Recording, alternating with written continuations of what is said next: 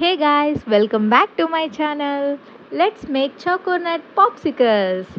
First మనం frozen bananas తీసుకోవాలి and cocoa powder add చేయండి 2 స్పూన్స్.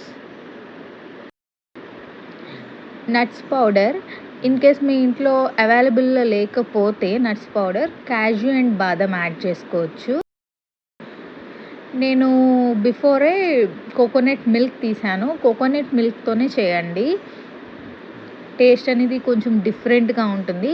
ఇన్ కేస్ మీరు కోకోనట్ మిల్క్ ఎవరికైనా ఇష్టం లేదు అనుకుంటే నార్మల్ ఫ్రెష్ మిల్క్ ఉంటుంది కదా, అది కూడా డైరెక్ట్గా మీరు యాడ్ చేసుకోవచ్చు.